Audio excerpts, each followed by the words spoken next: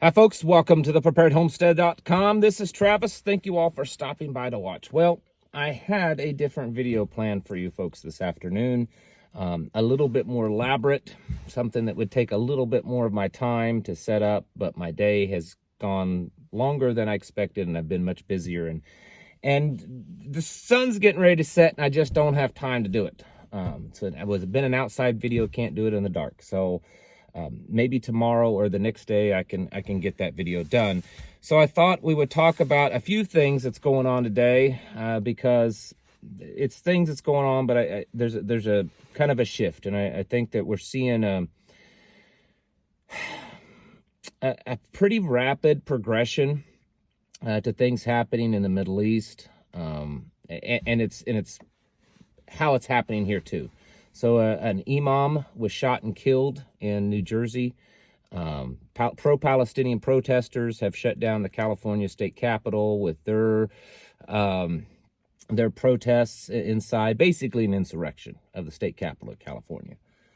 The United States is threatening Yemen, and Yemen is threatening back. Hezbollah and Lebanon is threatening Israel because they've bombed a couple of places in Lebanon, in Beirut, killing some Hamas leaders, and they're saying that steps on their sovereignty as a nation. So we're seeing a lot of things kind of transpire in the Middle East, but we're seeing the bleed over into the United States of more and more violence here. And I think that you and I need to be cautiously aware of that. Cautiously aware of what's going on when it comes to the uptick in violence. The year just ended, and I've seen already several reports of various cities across the country of how their crime rates have gone up. Some of them significantly, double digits, high double digits, in fact, in a couple of cities that I've seen, depending on the parameters and the crimes and stuff. But in general, crime rates have gone up. So there's more violence. Just the month of December had over 300,000. I think the number was around 302,000 people caught crossing the southern border. That doesn't mean they were kicked back out. They came across the southern border, declared themselves as asylum seekers. These aren't the ones that didn't get caught. These aren't the ones that came into the country from other places than just the southern border. Just the southern border is all this number. So 300,000. There's more and more videos from the southern border that a lot of them are Chinese, a lot of them are Middle Eastern, a lot of them are Islamic from other countries. And we're seeing increased violence in the cities that have those concentrations. There's an article floating around out there today of a small town in Wisconsin, about 14,000 people, that's had 1,000 illegals dumped into theirs, or I guess they're not illegals to be technical, but the Border Patrol has dumped 1,000 people into this little city, and the police are saying that they can't even begin to handle all of the calls, and some of them are just small, but the fact that the amount of workload on just the police alone has just exploded. Social services can't keep up. Everything. It's overburdening this small town. I think we're getting close to the time that we're going to start seeing, and well, we're already seeing, before I say that, we're already seeing an uptick in violence. We're seeing an uptick in chaos here in the United States because of all of this. And it's all very connected.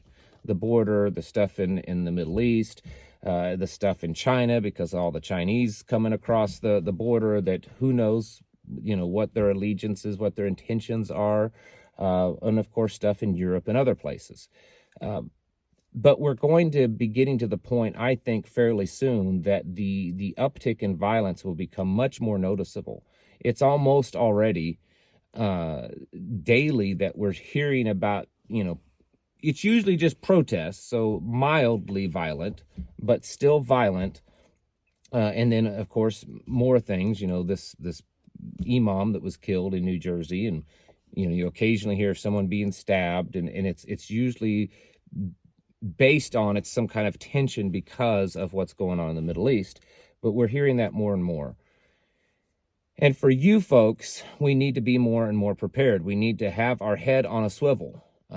Obviously, if you live in an area that has higher levels of immigration, of immigrants, if you have an area that has, more Middle Eastern people and stuff, it could potentially, just because of that, though, it doesn't necessarily mean that something could go bad. Mostly it's just people that living in the big cities. So if you live in a larger city, the odds of something happening are increased. But just like this city I just mentioned in Wisconsin, it doesn't have to be a big city. If you have a medium, small town, you could too also start seeing that. I've spoken to a couple of police chiefs here in the Ozark area of very small towns. We're talking towns less than 2,000 in population. And they're telling me that just in the last year or two, the amount of crime that's increased in their jurisdictions, it's more than they can handle. That they're busy all the time, whereas in these small little communities like that half the time the officers were sitting around doing nothing, and now they're constantly busy and they can't keep up with the amount of problems. I've spoken with one of the probation or parole officers in the area, and they said that their workload, their caseload is just astronomical. When they would go to court, maybe they would have a couple of dozen or two cases that they would handle, and now it's in the hundreds. So we're seeing more and more stuff happen. As far as I can see, all the parameters is indicating that, and we have to be more prepared. We have to start having our head on a swivel more. And what does that mean? Well, some of you know what that means, but for those that don't, it means you need to be aware of what's around you. Your situational awareness needs to be very much elevated. When you go out in public, when you go to the store, when you're going to the doctor's office, wherever you're going, you need to be aware of what's going on. You need to be visually aware of the people around you and how they're acting, and if anything is suspicious. The amount of people that are just mugging people, stealing things, has gone up substantially in this country, and you know that. So we need to have a higher level of situational awareness to prepare for that. We also need to be working much more diligently on being able to defend ourselves. Now, some of you have this down really good. Some of you know what you're doing. Some of you do it well, but not all of you. And you all need to be doing that. You need to be carrying some type of personal protection. Of course, a firearm is the best, and it's the one thing I advocate for. But you need to know how to use it. You need to carry it in a way that it's readily available. If it's tucked away under your car seat or something, or even in a purse, that may not be the best way. It needs to be on your person and be able to deploy very rapidly. You need to know how to move and to avoid danger. Personal defense classes would be advisable. You also need to have a good plan of how to get out of a situation, how to get home if things start falling apart. Do you have adequate, little go bag in your vehicle? What if some type of large scale violence breaks out? Maybe you have to take the long way home. Maybe stuff happens to you, bottles are being thrown at you. Your tires go flat because they're putting roadblocks, stuff like that. Maybe you have to go on foot to get home. Do you have a plan for that? Do you have the equipment with you, the gear that you need to get home in that way? You better be thinking about this, because we could be seeing the day very soon in this country where, at least regionally and maybe much more widespread, where this becomes a problem. I mean, it's going to be like a lot of these movies you've seen, I think. We're just going to see the breakdown of society. We're going to see the breakdown of civility. And instead of getting caught in the middle of it unaware and becoming a victim, you need to be prepared for it. You need to have a plan, practice your plan, go over your plan. How are you going to get home? What are the different ways to get home? Do you have ways to communicate that are alternative to just a cell phone? Do you have the equipment and the gear that you need? Do you have the training? Do you have the protection that you need? Are you being visually and acutely aware of what's going on around you? When you pull into a parking lot, is your situational awareness already working? So that when you pull in, you pull into Walmart, let's say, and you're driving through the parking lot looking for a space. Are you just looking for a space, or are you looking at the activity around the the parking lot? Does anything look suspicious? Is there people congregating? Does it look like that there's just something out of the ordinary? When you go into the store, or as you're walking into the store, through the parking lot, are you aware? Are you stuck on your phone, or are you aware of your surroundings so that something doesn't jump out and have you because you're not paying attention? These are things that you need to be aware of. You need to be practicing this kind of stuff, going over a plan and playing it out in your head so that when things do happen, if they do and when they do, you are at least mentally prepared for that moment so that you're not hesitant and you make the wrong mistakes and you don't react well. That's part of kind of war gaming something out, is it increases your reactionary speed because you already have an idea of what you're supposed to do.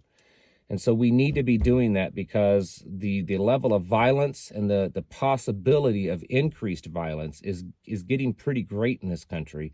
And you need to be planning for it, folks. It just needs to become a habit. Some of you have done it really well. Some of you have a military or law enforcement background, and so it just becomes natural because you trained that way. The ones that aren't doing it well or at all, and the ones that don't have the prior training, you're the ones that need to be really focused on this, because that's when you get caught off guard. For the rest of you, you need to be going over it. Maybe you've become a little relaxed in your plans and a little relaxed in your situational awareness. Now is not the time to be relaxed in any of this. Now is not the time to choose, well, I don't think I'll carry this day.